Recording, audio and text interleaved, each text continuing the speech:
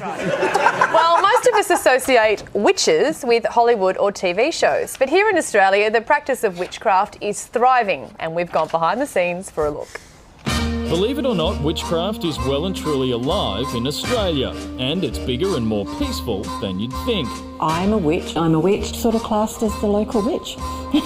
Put simply, witches worship nature. Stemming from paganism, they reckon that there are gods and goddesses that made the natural world, and they create the Earth's cycles, like the tides and the seasons. Witches claim to channel the energy from these cycles in spells and magic to change bad stuff in their lives. Much of witchcraft is based upon the Earth, the planet being literally the goddess herself. I guess our worship is really about taking care of her. Lucy Cavendish has been a witch for about 30 years. I had a really, really serious car accident when I was about 9 years old. It was like literally a crack on the head that opened me up to a whole lot more. The kind of experiences I was having were, seeing people who had passed, hearing voices that weren't actually attached to a human being. She turned to witchcraft in her 20s. After finishing her year and a day, which is like a witch degree, in the early 90s she set up a magazine dedicated to all things witchy. I wanted there to be an avenue for other people to explore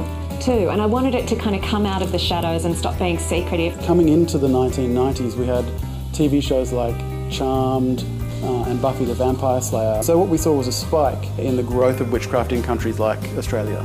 Today, there are around 32,000 Aussies that identify as being pagan or practising witchcraft. Most of those are women. People can claim they can call on the gods of the earth and mystical energies and do all sorts of things, but to really cast a spell, that's up there with unicorns.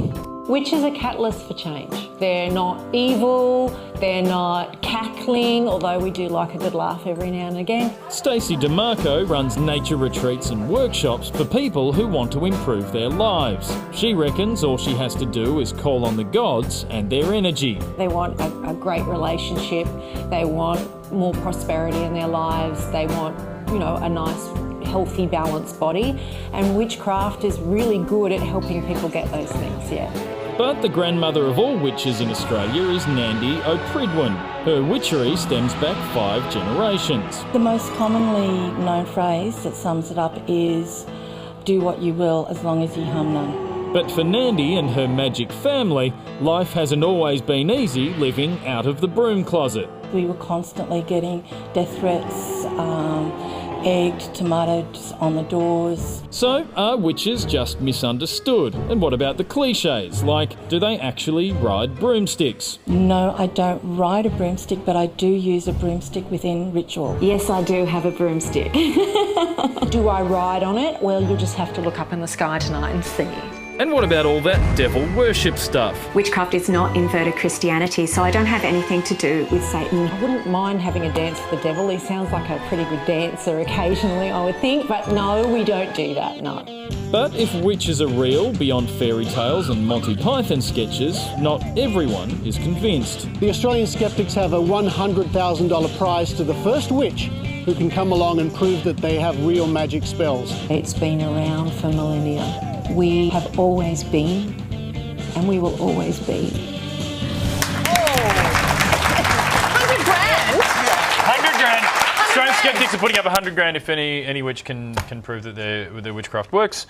Presumably, the easiest way would be casting a spell to convince Australian skeptics that your witchcraft works. I'll tell you what, they were all lovely people, and you've changed my mind on witches. I'm really? all for witches now. Good on them. I agree, Gizzy. You were ready to burn them at the stake before. Well, the show, I used to use the term negatively, and I won't do that again. I like it. I think whatever floats your boat. I think it's interesting, and now I know what I'm getting Charlie picking for Christmas: a 12-month subscription to Witchcraft magazine. Back of the net.